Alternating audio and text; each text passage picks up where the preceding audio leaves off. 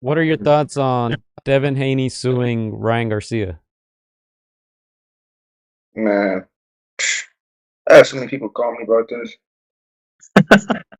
So I felt like if Ryan Garcia wanted to really cheat, he would have used whatever they call on him. He would have used it with Javante. Javante is really the killer. It's not Devin. But then it's just like the same thing Devin Haney says. Devin Haney look at every way and he's like, you're too small, you're too small. But both these guys are the same weight or same size in the weigh-in. What is he talking about? You're too small. And then you look at fight day, he's always 29 pounds. He can gain 29 pounds, and usually the limit's like 20 pounds, maybe 21. But if you look at Devin Haney's past fights, each fight he's picked up 28, 29 pounds, and he's always the bigger fighter. So what did Ryan Garcia do? He's like, well, this time I'm going to show up heavy. I'm not about to drain myself like you do. And he came in that ring the same size. And I heard like what he got tested positive for. Excuse me. It actually isn't a positive factor. Like it really doesn't do anything for you. They say it's something you take when you're cycling and blah blah blah. But I've seen this video of Victor Glendez did. That's his name, right? Victor Glendez, guy from Snack. Yeah. Victor Conte. Oh, yeah. He did a video saying like, hypothetically speaking, say I did sneak into Ryan Garcia's room and put something in his toothpaste. Like, who the fuck says shit like that? You know? I was all ears up until he said that, and it just rubbed me the wrong way. And just his history with the doping cases and stuff. I just it's one of them situations like you asked me before, Devin Haney and Eddie Hearn with the tickets. You really don't know unless you're there. Nobody really know.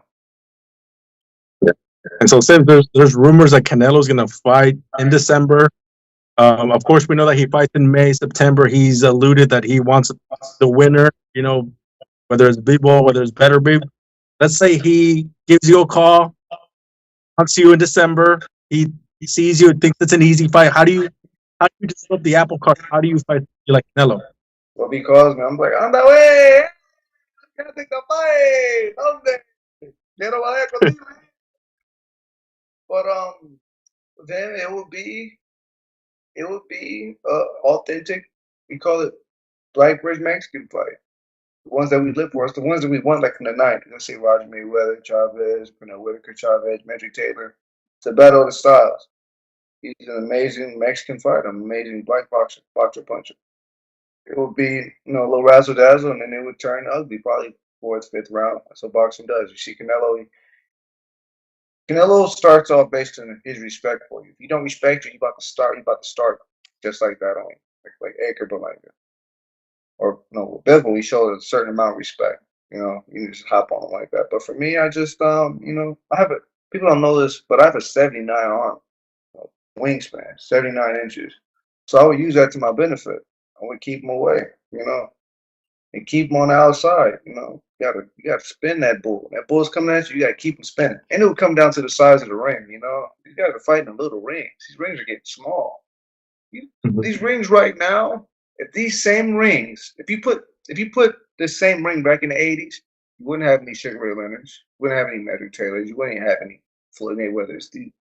These type of styles can exist in a small ring. These small rings are for flat-footed punchers who aren't elusive, who aren't agile, and just stand there and punch. Two dummies can punch each other all night, but it takes a true IQ to maneuver inside a 20 by 20 ring, to use every space, the corner, the ropes, to know these are where the judge is at. How the hell can I take one step and I'm in the middle of the ring, and I take one step and I'm on the ropes? That's how these boxing rings are now. So like these flat-footed, I say Mexicans or Russians, before they couldn't get some of these black fighters. Now these black fighters are getting caught sixth, seventh rounds because there's nowhere to go. But Andre Dirrell, Andre Ward, they couldn't exist in a time right now because these rings are too small. All these elusive fighters that people love would not exist in these rings because it's like a portrait. The smaller my portrait is, the less art I can paint on it. A boxing canvas. If I have a small canvas, I can only do so much art on it. I only have so much space, place, time to think. So, that's just my outtake on it. But, like I said, what do I know? Another question And here. Another question here by Audie. If you're cool with Caleb, just ignore the second part. What about Caleb Plant? Caleb Plant, actually, that's my boy, man. I know Caleb Plant since 2012 Olympic trials. He was riding through Colorado listening to Big Crit. Like, that's my boy. Me and him talk, man. We talk here and there, DMs. Like, that'd be a great fight. Like, I've sent a message and talked about this fight. But it'd be a great fight. He's a good boxer. He's a great boxer. I take that back. Great boxer, very talented. Even better, he's a family man. You know, he's had his hardships. He takes the sport serious. He doesn't play with it. And he's a definition of what boxing should be. Real authentic. You don't bite his tongue. He's clean cut. He's professional. Like, what more could you want? That's how boxing's supposed to be. Very marketable people, but as you can see, boxing is being ran, or the faces of boxing are like illiterate, non-speaking, non-reading motherfuckers. Adi says, "Can you tune that guitar behind you and play as a song?" Tune it. Oh, about makes some music. Man. Y'all about to get a free concert. I'm not gonna play a lot. I'm gonna play just a little bit. Play a Hey, song. let's go.